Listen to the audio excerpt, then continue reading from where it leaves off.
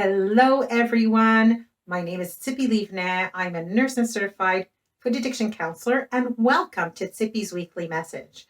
I want to talk this week about one of the main conclusions that I came to from my own personal trial with a continuous glucose monitor.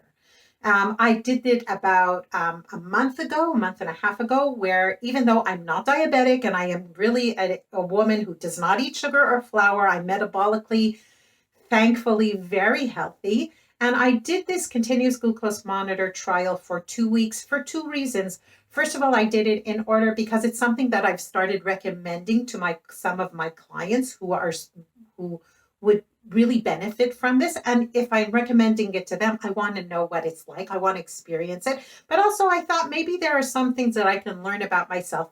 Even now that I eat only real food, there's always what you can learn and improve. And one of the main conclusions that came out from the CGM, from my CGM trial, was how important it is to personalize my eating window. I changed my eating window. Now, what's an eating window? I know everybody, the big buzzword now is intermittent fasting and what it does for your insulin and blah, blah, blah. I am not against intermittent fasting, but I do think that people with real food addiction need to be careful about intermittent fasting, especially fasting for long periods of time. Because sometimes people who will fast for long periods of time and they really have a problem with food addiction, it can cause rebound binging, fasting for 2 days or 3 days or a large amount of hours. And then when the eating period comes, it's like becomes this uncontrolled eating. So I do say that when it comes to intermittent fastings, people who feel like they have a food addiction or sugar addiction problem need to be careful about that. And I do differentiate between like fasting for 20 hours or for 2 or 3 days between having an eating window. An eating window means that between this and this hour of the day, I eat, and in these times, I do not eat. For example, one of the food pillars of the GPS program is meals. During meals, we eat. In between meals, we do not eat. But I also encourage my clients, and I do this for myself, to have a certain hour that at the end of the day where I stop eating and, until the next morning. So for a long time, I was like I'm not a big breakfast person. I don't eat breakfast. So what I did was I sort of made my eating window somewhere between like 10 p.m., it was even later, like 10, 11 a.m. And I would like finish eating usually by like 8:39 p.m.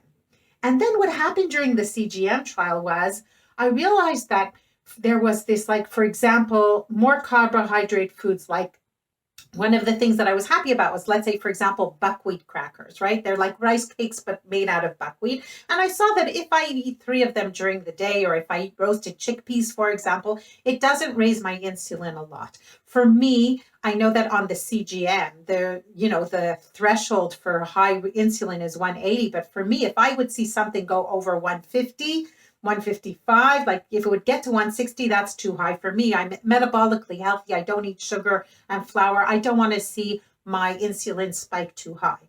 And what I saw was when I eat these buckwheat crackers, for example, that it goes up to like 135, 140, which is absolutely fine. But then one evening I ate them at like 8:30, 9 o'clock. And it was like my insulin was much higher. I was like, what happened to my insulin? I'm like, I eat buckwheat crackers. And then I was taught by my friend Graham, who advised me during my CGM trial, is that in the evenings, many times we will metabolize carbohydrates less efficiently. Our insulin system works less efficiently than in the morning or during the day. And this for me was an important conclusion because I realized that it will be healthier for me to move my eating window up a little.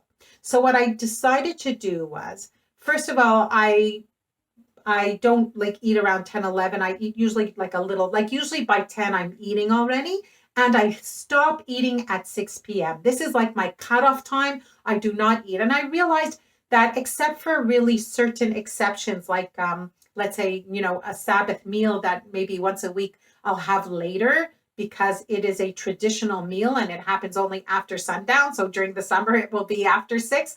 But in general, as a rule, after 6 p.m., I stop eating.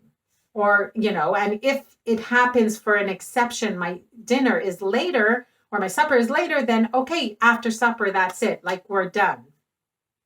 And I realize that this is important because this way I help my insulin system metabolize the carbohydrates that I do eat much more efficiently.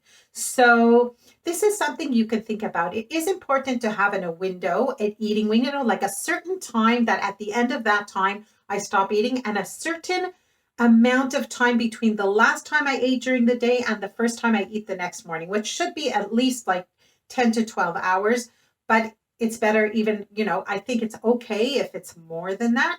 It's important not to make the window too small that it limits you or causes like some kind of uncontrolled eating during the day. But on the other hand, I say that if you do have an eating window, it is a good idea to see if you might want to move up your eating window to like the earlier your eating window closes, the better off you are. That's this big conclusion and what my CGM trial taught me. So if you want to have an opinion about eating windows, about intermittent fasting, please put your comments here and I would love to hear from you. And if you are thinking about, if you want to think about eating windows and going off sugar and really getting to a place where you're metabolically healthy, you can check out my How to Begin a Sugar Detox course. It is here in the link below. Don't forget to subscribe to my channel, like my Facebook page, and follow me. And you can join my newsletter, and then you'll get Zippi's weekly message every single week straight to your inbox. Have a wonderful day, a great evening, and I will see you next week on Zippi's weekly message. Bye.